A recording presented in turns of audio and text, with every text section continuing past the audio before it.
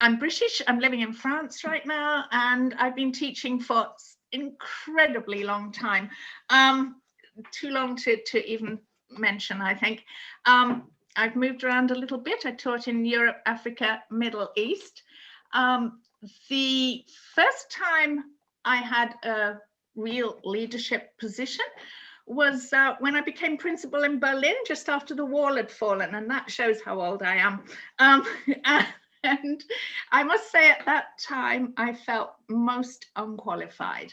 I'd had no training, and it was a very steep learning curve from then on. And I must say, it's a learning curve that never ends.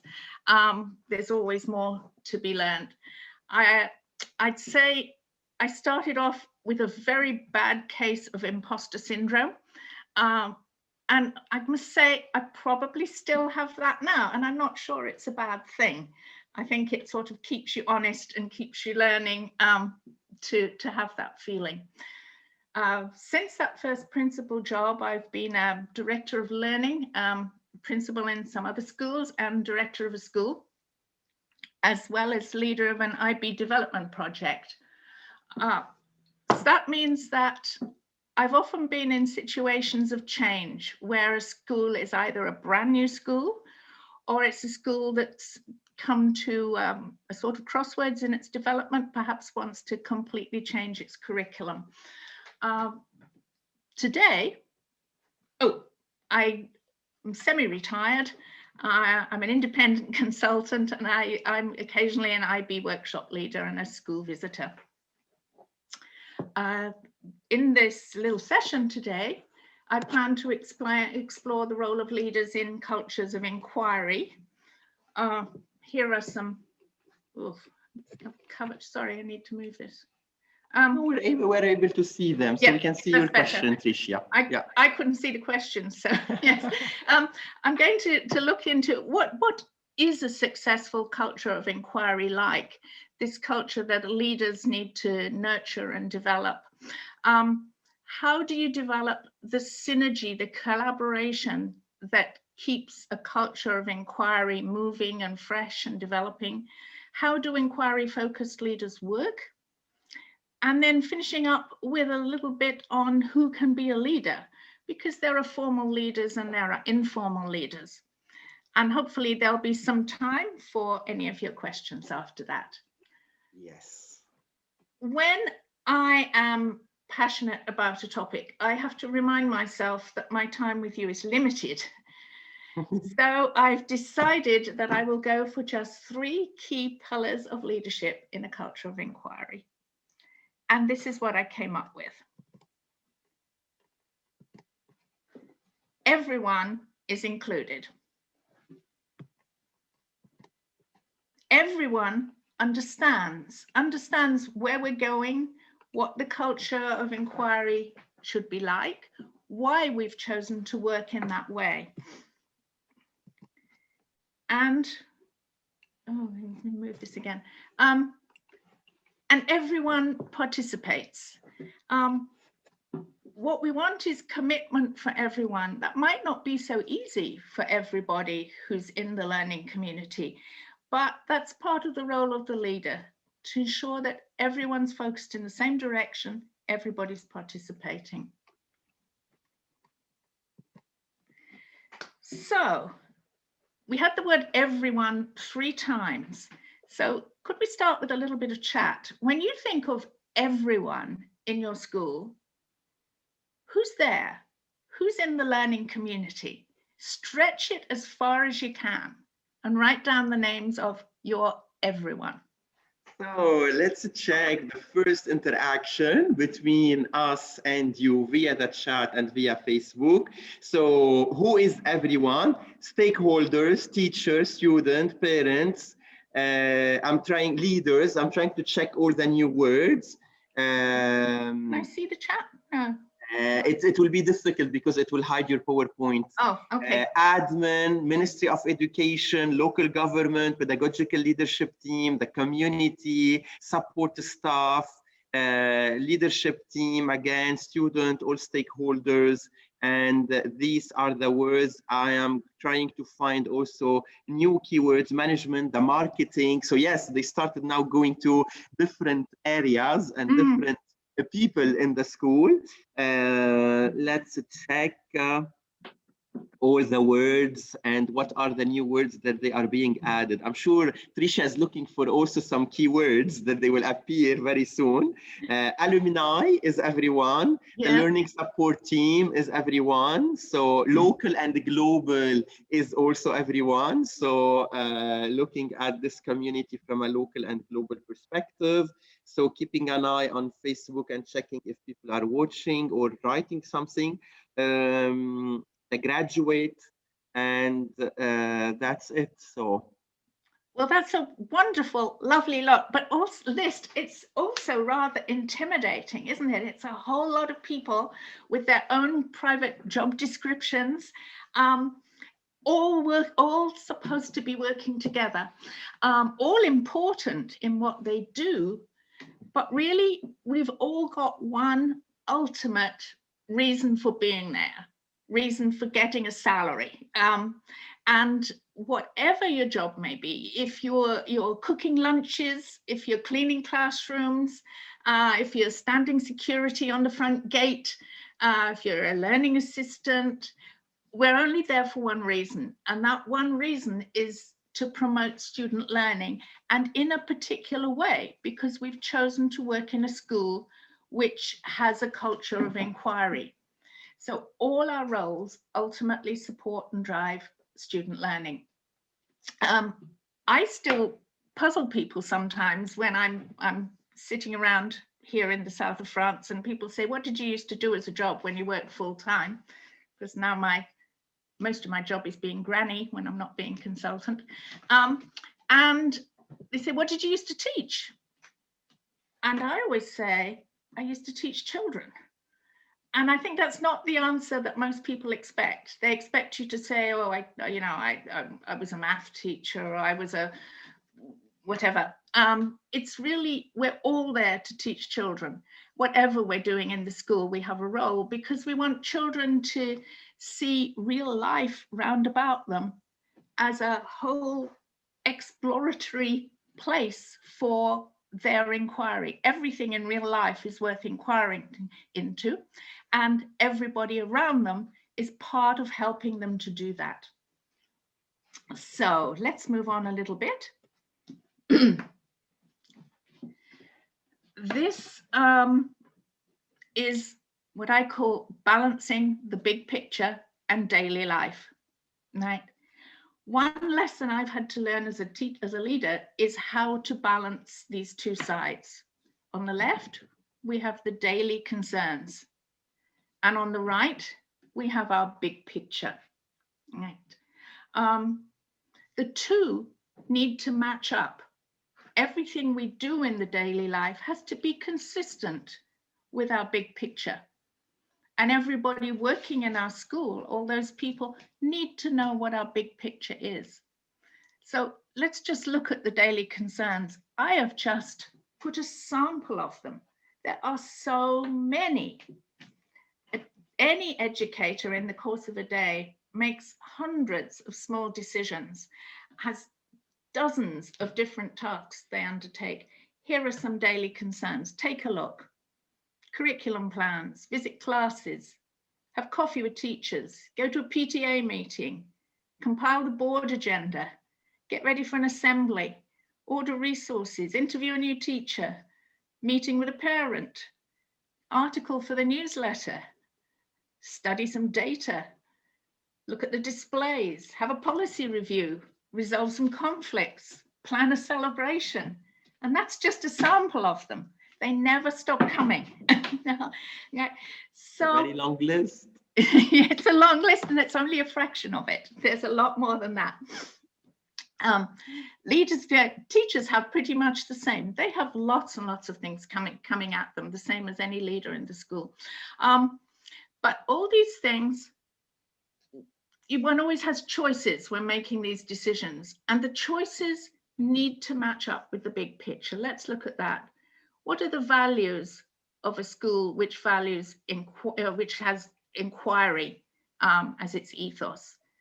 Relationships, I've put that side because solid, trusting relationships enable us to do the collaboration that we need to carry out inquiry. Have we got a strategic direction for the school? Do we all know what direction that's going in? And when we make decisions, are they made consistently with the direction that we've set out? Global, local awareness. We need to keep building that and keep up to date with that. Now, I saw a wonderful session this morning where there were, somebody was talking about with third graders using what's in the news today, keeping up to date with what's going on in the world, in our local area and globally, including everyone, children, adults, and reflection. I don't know why I wrote it twice, but that's probably a good idea because you can never stop reflecting. Yeah. So one thing is that no two big pictures are alike. Every school has its own context.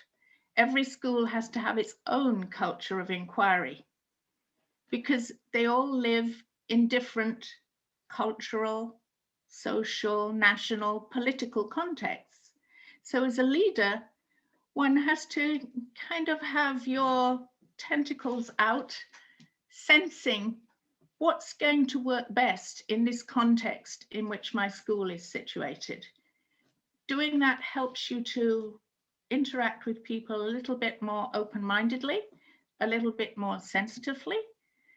And as you move from school to school, you realize I'm going to have to learn my big picture again so that it fits the new context where my school is. When you do that, I think you can be a little bit more empathetic to the different needs and perspectives that you find within and outside the school. And then you can be more effective in supporting people to work together. So I'm going to move to the next one and ask you to join me in a chat again, because we're talking about cultural inquiry. Well, how do we know it's there? How do we know it's happening?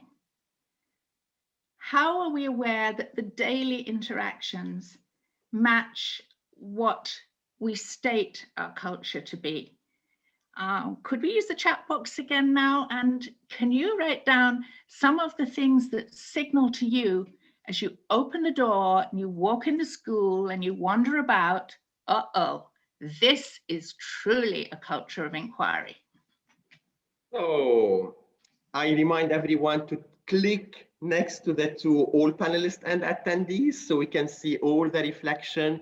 And then if you have any question, you can send it in the Q&A and I start sharing aloud the ideas. So the learners are involved. There is a rich and a lot of discussion and interaction. We have meetings, conversation taking place.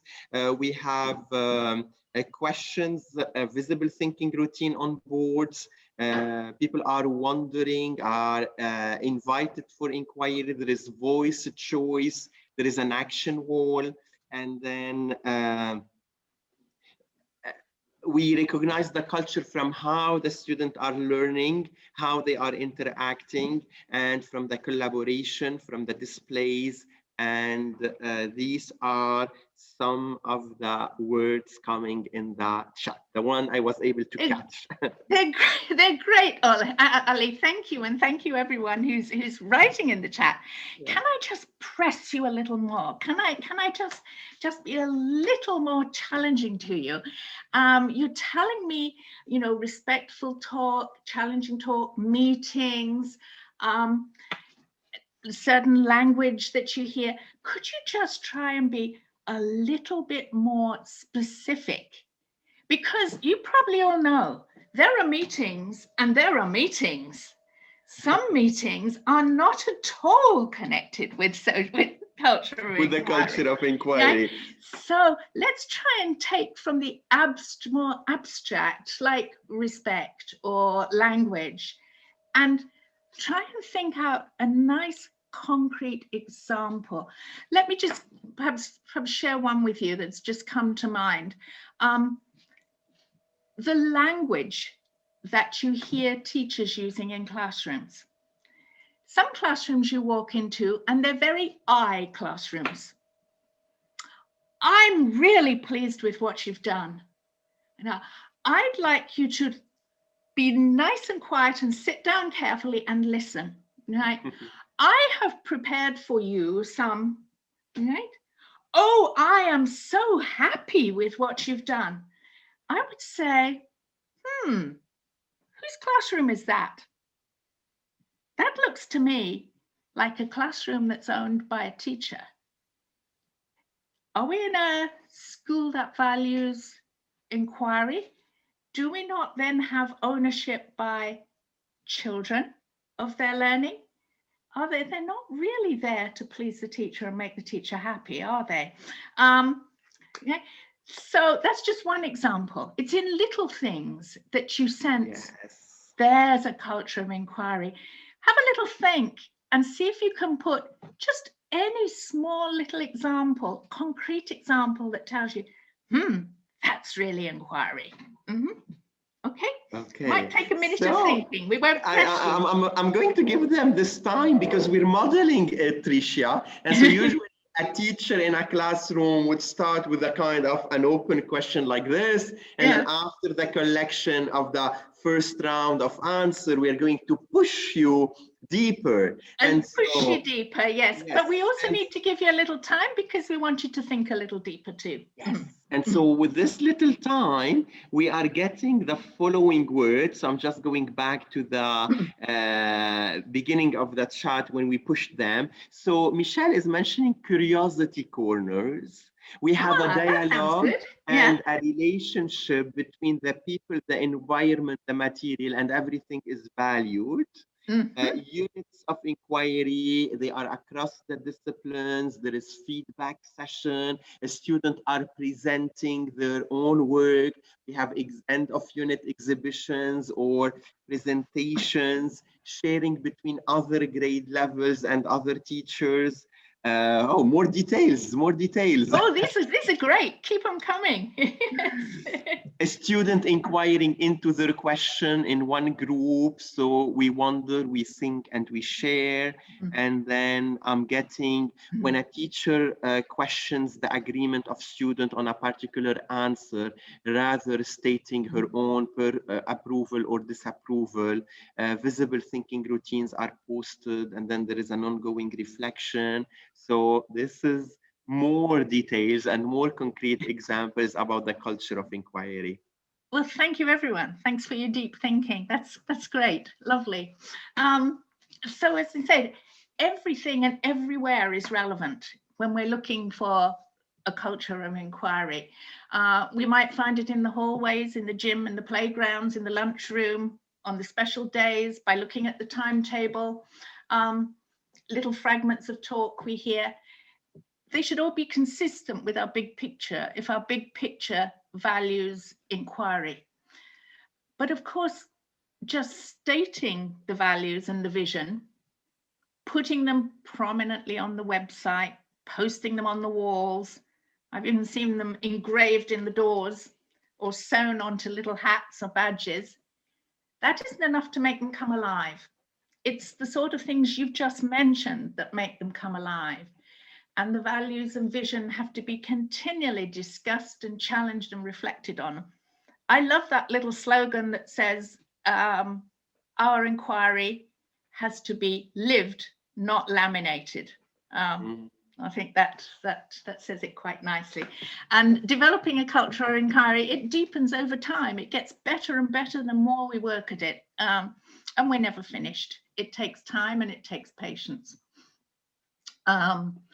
When we see it active in a school, we know there's been lots of collaborative work to have made that happen, and there must have been leadership.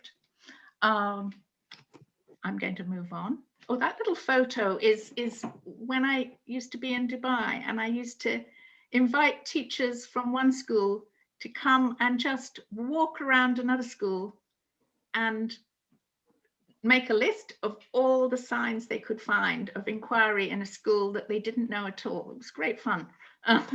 And this is a great exercise, Tricia, when we do this walk in a school without the student, and then by looking just at the wall, do we see inquiry? Yeah. Is it visible, yes or no? What you see, but it's more than the walls too. It's how the furniture's arranged, True. how time is used on the timetables, meetings, what the agenda is like. You can see so many little clues. True. Anyway, so we have more photos now. So what do you have here? Oh, these are photos. Well, do you remember the next thing I said is first thing I hear, everyone included, and these are everyone being included, teachers being included, learning assistants being included, students being included, and down the bottom from one of the development projects I did, where that construction there is a metaphor that those gentlemen have built for their school inquiry, and they were explaining it to me. So everybody in the school community will have different levels of understanding and knowledge and skills and even enthusiasm for the culture of inquiry. So they'll have different levels of commitment. And I find a school is a little bit like a class of children. You know, when you meet your children at the first day of the school year, the teacher starts by building a community, a learning community, to support everyone's learning throughout the year. Everyone has to be included. They all have to agree the purpose of the group and how everyone in it is expected to work and behave together. So I'd say school leavers have a parallel class, a parallel task to bring about that synergy, to create that common purpose and direction and the collaboration that challenges the whole community. But it's not always easy. A learning community includes people who've got different roles. Maybe they work in different buildings. Maybe they interact with different groups of students. And schools are very busy places. We don't always have time to discover what's going on in other parts of the organization, or what our colleagues exactly do and how they do it and why they do it. But the students have to make their way through this school year by year, and they deserve a well-integrated, continuous learning experience. Now I'm going to tell you one of my little stories here, one of my little stories that might irritate you. I hope it illustrates. It's when I was working in a school in Northern Europe and I was a teacher many, many years ago.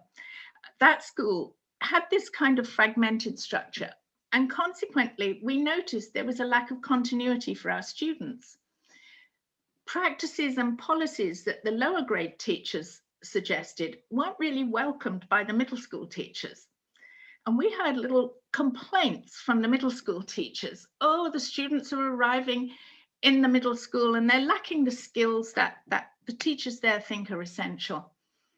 And the primary teachers thought that the learning habits and the skills they'd taken such trouble to develop with students weren't being recognized and built on as they moved up through the school. So we would waste time in meetings, kind of sniping a little bit at each other. It was not a good situation.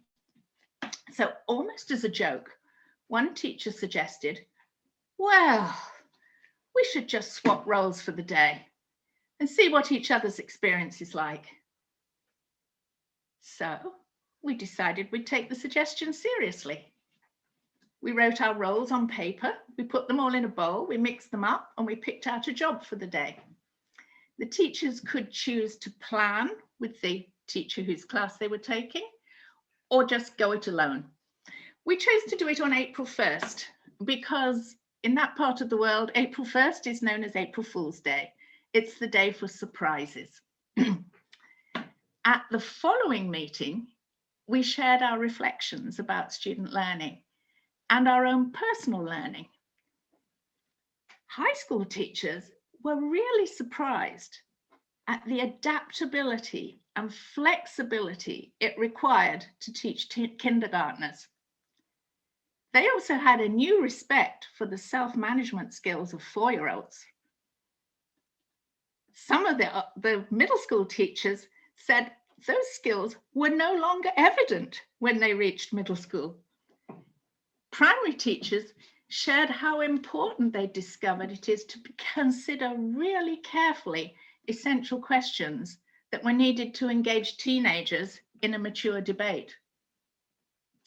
The students on that day really embraced the change. They were eager to explain how life in their class worked, what they were learning, how they were learning. It was a fun day and also a really interesting learning day. Teachers agreed the experience had drawn out empathy, respect, and understanding of colleagues' skills and challenges. They'd learned insights into students' pathways in their learning. In other words, everyone had a better idea of the big picture of the school. Leaders then questioned us. They provoked further reflection. To prompt us, they said, are these findings meaningful? How are we going to apply them in practice? And so pushed us to put this learning into action. I hope my little story wasn't too long. I've got, I think, 3 takeaways from it. I'd say as a leader, number 1, unusual ideas are always worth considering. Number 2, informal leaders show up if they feel safe to use their voice. And thirdly, colleagues who trust each other are more likely to take risks and collaborate together. Very, very interesting to listen to this. It's true. It's absolutely true. Yeah. And it was a very, very long time ago. Let's move on to the next one. Everyone understands. School leadership is second only to classroom teaching as an influence on student learning. Yes, of course, classroom teachers are the people with the greatest, most immediate responsibility for student learning. Leaders' responsibility is really to support our teachers. There's a great quote here from Jay McTighe. To lead a school-wide culture of inquiry-based teachers, leaders must walk the talk, use essential questions with faculty. This models the process for everyone in the school, and it sets up a school climate that supports inquiry and respectful thinking. Just like in the last story, I think the questions that were posed to us made us think about our day and use it to develop the school further.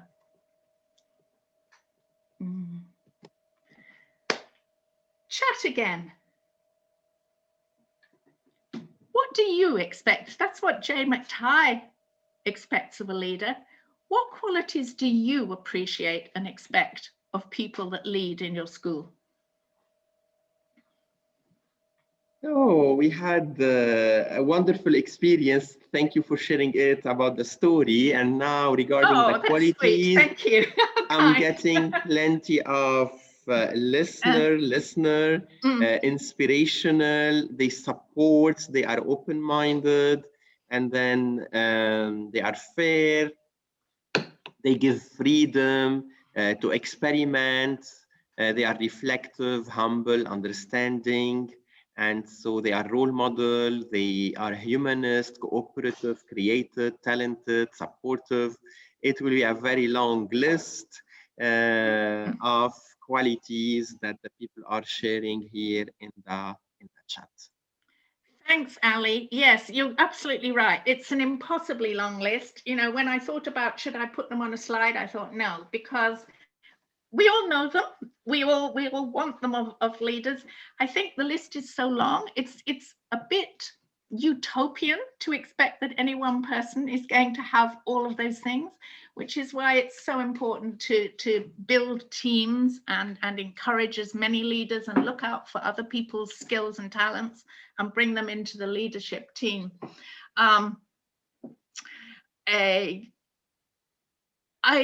And also to build up people, to spot people who maybe are going to be our leaders of the future or leaders in a particular area. For example, I'm not really a very creative thinker, so I always look out for other creative thinkers and plunder their ideas. And you know, we need them on our team. We need all kinds of people on a team. We need the eccentric people as well. They're really valuable. I think every school should have someone who has really off-the-wall ideas that at least they're worth considering. What was I going to say? I think what obviously a responsibility of a leader is to further the learning of all the teachers in the school. And one of my biggest learnings in this respect was that simply presenting powerful ideas through literature or discussions or workshops was not enough to create real professional growth. People may enjoy the day, they may try things for a day or two, but it doesn't always create real change. What I think tends to create more sustained change is working alongside people to create change. Ensure they have the collaboration and the resources that they need to make the change happen. And recognize that for some people, change creates a sense of loss, even a sense of fear. I've learned I need to listen to and hear from teachers themselves what kind of collaboration each adult learner is comfortable with. Maybe they'd like me to plan and teach a lesson with them. Maybe they'd like me to cover their class so they can go and observe another teacher and give each other feedback. Or maybe they'd like me to work with them to facilitate some personal action research. Everybody is different. Diversity is a feature of an inquiry culture, and we have to respect that diversity in our teachers as well. The only thing that I'd say one shouldn't do is perhaps just wait for things to happen, because that can sometimes mean that very little does happen. We all get so tied up in the busy work, the everyday work, that real change doesn't happen, and we don't grow our inquiry culture. So it's a balance between being collaborative and being slightly challenging, even coercive, because it's a leader's responsibility to keep the focus on continually improving student learning opportunities. Leaders can't escape the part of their role that's management, but to maintain a culture of inquiry, it's their role to safeguard the time teachers have together, so it always can focus on productive and reflective thinking. Everyone's time is a valuable resource to be respected. So whatever you can message or delegate shouldn't encroach on time for professional growth. And I'm going to share this little chart, which maybe people are very familiar with already. True. Yeah, lots of people like this. I like this. It makes me think. I wonder if we could ask people, Ali, just to have a little play with it. We've got the 4 quadrants there. Quadrant 1, urgent and important. Quadrant 2, not urgent, but important. Quadrant 3, urgent. Like someone banging the door, you've got to help me right now, but it might not really be important. And quadrant 4, it's not urgent and it's not important, but sometimes we just like to do those things. Now, how about if I suggest something that might be happening in school and we ask people to put into the chat box as fast as they can, whether they'd put it in quadrant 1, 2, 3, or 4. Let's do the game. Let's do it. And we won't all agree because we all live in different contexts where some things are more important in one than in others. So there's no right answers, but they're worth thinking about. Okay. How about the first one? There's a lot of conflict about coffee cups not being washed up in the staff room. So the coffee cups are not washed in the staff room. Where do you put it? And I can see, oh, okay. So as you said, Tricia, People don't agree. Some people, they said it's a 3, and Yes. some people, they put it as a 1, and I can see some people put it as a 4. Yeah, well, that might be a 1, perhaps if they think it's a health hazard. Yeah. If it's got that bad. A 3. What did they, a 3? Maybe they don't drink coffee and they never go in the staff room. And number 4, it's not urgent and not important. Well, after all, it is only cups and coffee, and we're here to teach children, right? No, yeah. Okay, let's try another one. Another one. Another one. A group of students would like to interview you as leader of the school or leader of the program. Where would you place that? So student wants to interview and they want to know about your job. Yeah, they want to know about your job. And so here I'm seeing many 1 and 2, mostly. Urgent and important, yes. Not urgent, but important, yes. You can't always drop everything right then, can you? But you've recognized it is important. So, okay, I'm sorry. Can't see you right now, but how about tomorrow morning? Yeah. That's so and people are enjoying the game on Facebook. I'm also seeing a lot of 1, 2, 3, 4. So we continue one more. Right. What about review the language policy? Review the language policy. And plenty of 1, 2, 3s. So it's moving between the 1, 2, and 3. 1, 2, and 3. Okay. Nobody thinks that it's not urgent and not important. Thank goodness. Language policies are very important. Yes. Yeah. It is one of those things that sometimes tends to get put on the back burner. No. So it is not always urgent, unless perhaps someone is coming to inspect it. Perhaps you've got an IB visit next week. Then it would be really important that you were on top of it. Yeah. It's interesting because we're not agreeing, but should we pursue this longer, we could have interesting discussions about why you hold the quadrant that you do now. And of course, I think everyone would agree that quadrant 2 is a really, really vital quadrant. It's where a lot of our big picture things are things to do with who we are, how we should behave, our long-term vision are located in quadrant 2. But time is limited, so we will move on from the game. And so we still have approximately 15 minutes. How many? 15 minutes? Okay, yes. I'll go. Okay. Do you remember in the J. McTighe quote, he talked about being visible as a learner. And so I'm going to indulge myself with another little story, just because I just love this place and I love the picture of my wonderful helpers and coaches there. I'd been working in an Arabic speaking country for a few months, and I aimed to learn just enough Arabic so I could be polite. But National Day came round, and that was traditionally a day of great fun and festivity. And people started asking me, are you going to make a speech? And children started asking me, are you going to make a speech in Arabic? And I thought, oh my goodness, how can I not try? After all, you learn a language to communicate. But I was terrified. I was a real beginner.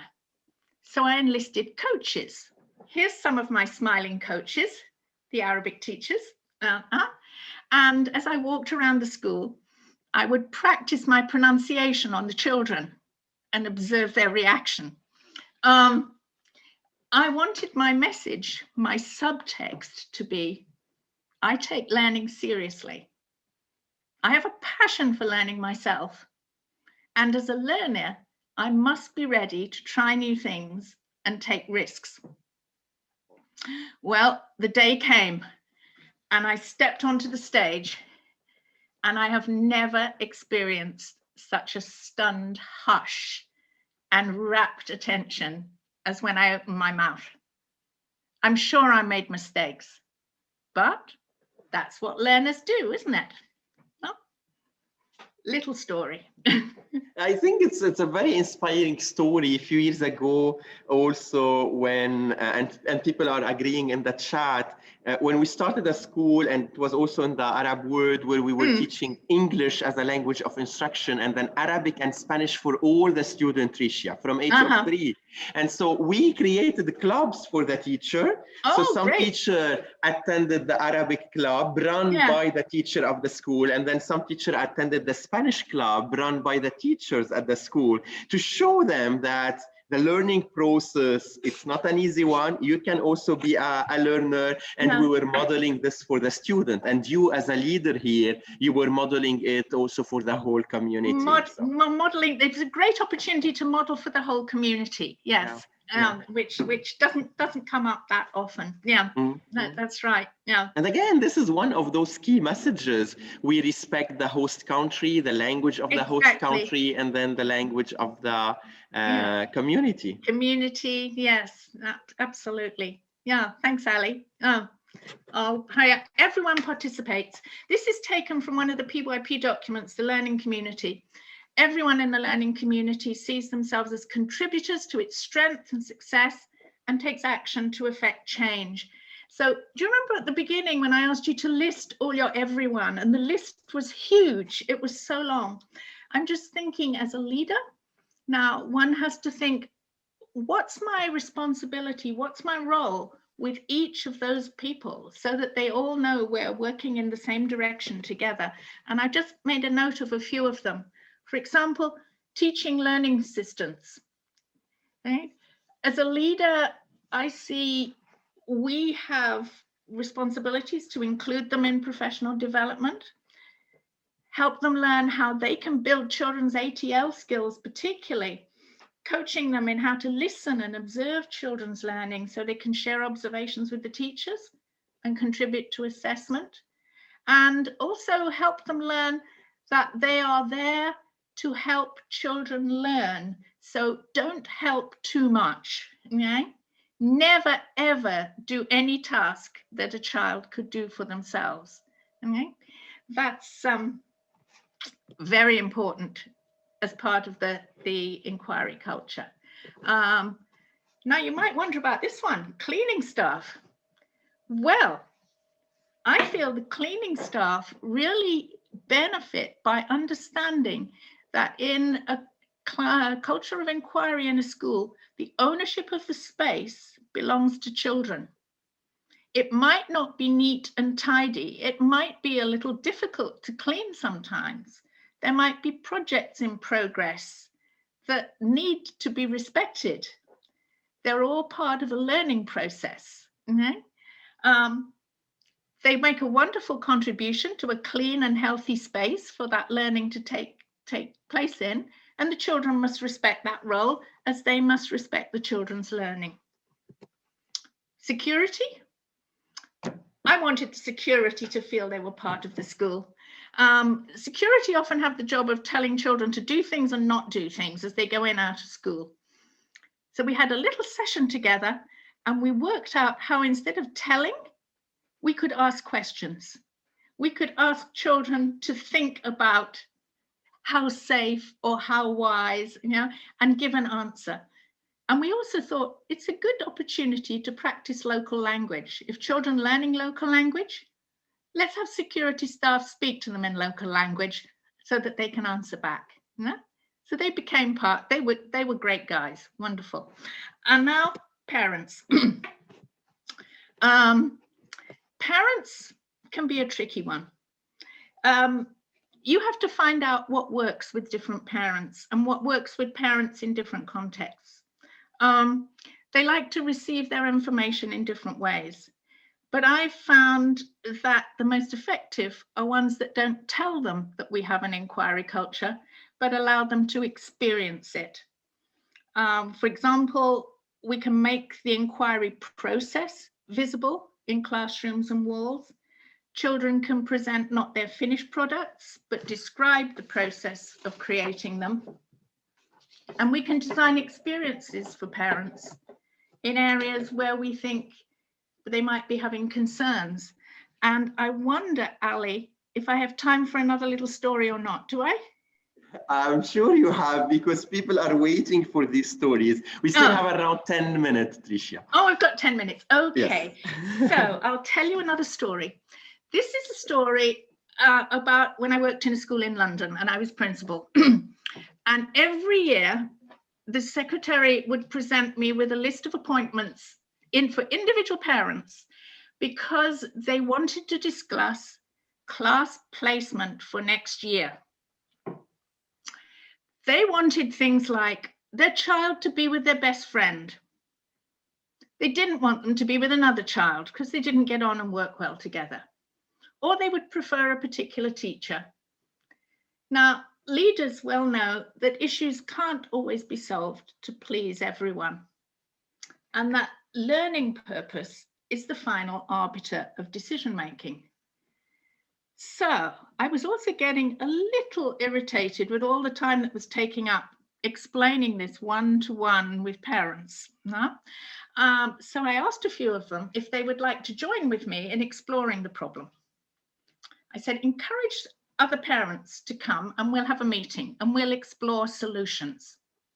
So they came along, they sat in groups, and I explained the need for balanced, inclusive, and diverse classes.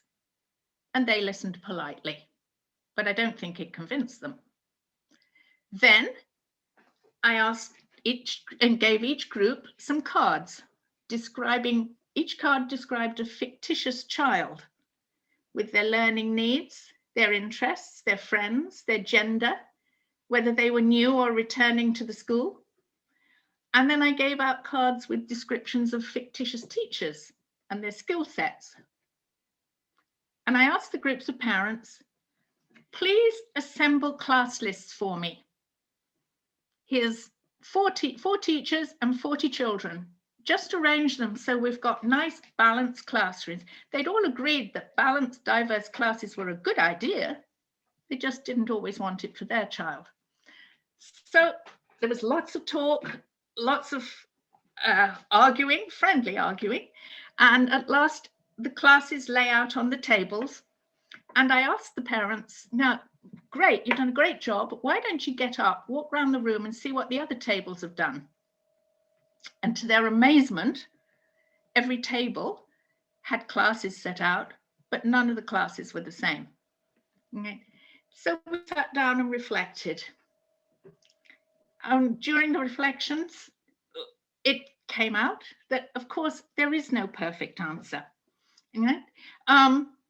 But they did feel that they'd understood the multiple factors involved and how difficult it was to make the perfect answer. In fact, the perfect answer didn't exist. Right? So we went on. I expressed my confidence that wherever their child was, we have confidence in their children, and they should have too. Part of our curriculum is the ability to work with anyone, collaborate with anyone, make new friends, right? Cope with change. This is actually a learning experience. Then I asked them about their learning experience. We debriefed the experience they just had making the groups, and I explained to them, this is what inquiry is like. Working together, collaborating, sharing ideas, not always agreeing, and coming up with some sort of solution, but it won't always be the same solution. In my experience, if you let parents come in and do some of the things, arrange a situation for them to have a little chance at doing an inquiry themselves, I found it enormously helpful, particularly with parents who worry about maths. Bring them in and let them do some 3rd or 4th grade maths and let them find out how challenging it is when you do it through inquiry. I've always found that very helpful. Did that make sense? Yes. What I'm seeing in the chat, great ideas. And then okay. I'm coming to my last slide. I'm going to make the time. I really like how you made parents inquire. So I'm getting all those positive feedbacks from the last story. Yes. Oh, that's nice. Everybody's so nice. They're so kind. Formal and informal leaders. And to say leadership, it does exist in many forms. There are always people with titles, the coordinators, the principal, the director, the subject leaders. But an inquiry culture also nurtures informal leaders. They can be adults or students. We have to recognize the strength in others who have specific skills and knowledge or creative thinking. And I'm going to finish with one more little story. I hope I've got time. This was when I was working in that school in Berlin a long time ago. I arrived, everything was a bit chaotic just after the fall of the wall, and so was this school. There was a great deal to be put in place. We had no librarian, and the fiction books hadn't even been unpacked. So we needed help. And I asked if parents were willing. So one parent approached me. She was eager to become involved in her child's new school. She was an oceanographer. She had no experience of librarianship. What's more, she was a very hesitant English speaker. We decided, difficult to find a job for you. Okay, why not organize the books onto shelves alphabetically and then make the library space look more attractive? So she seized the task. She used also her previous knowledge to go much further. She created a database of the books and student borrowers on an old computer. When children came in, she would be sitting in the library and she would pose a math puzzle to each one before she showed them how to access the database. The children went home and talked about this person who made maths such fun. Some parents asked if she'd act as a math tutor. After a while, Tanya came to me and said, I'm thinking of training to be a math teacher. She did, very quickly. This lady worked very hard. We hired her. Today, she teaches IB diploma maths. She's head of maths, and she coaches winning teams at international math competitions. Wow. Talent is all around, and you find it in the most unusual places. So, an inquiry culture is anything but hierarchical. It invites adults and children to recognize that their voice, their thoughts, their ideas and suggestions matter. Formal leaders don't have the monopoly on skills or knowledge or creative ideas. In fact, one thing any leader needs is to be a little bit humble, I think, because in a culture of inquiry, everyone is included, everyone understands the learning purpose, and everyone is invited to participate. And I think I made it within the time, didn't I? I'm a terrible time manager. Yes.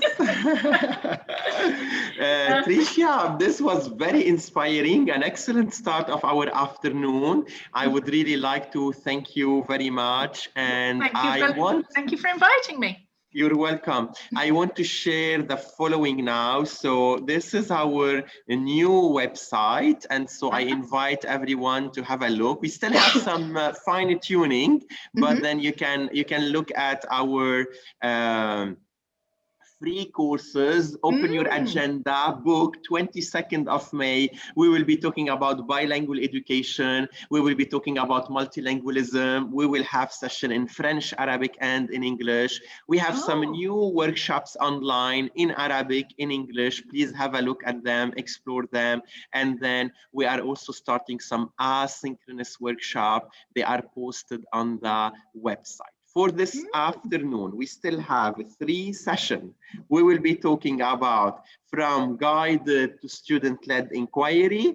We will be talking about inquiry in early years, and we will be talking about inquiry through art. So if you are at home, you are free, and there is a lockdown, join us. I'm going to take a break of 15 minutes, and then we will be starting the following session. We have plenty of thank you in the chat. Again, a final word from your side, Tricia. Oh, I was just typing it in the chat, actually, but I didn't know I was going to be allowed to speak again. Just to say thank you so much to everyone. I mean, everyone's been so active and participated with such enthusiasm. And I'm just looking at the names to see which names I recognize any. Very good. Yeah. So, yes, thanks I've again. really enjoyed being with you. And thank you, everyone who came. And I hope it was a little bit helpful. Yeah. Okay.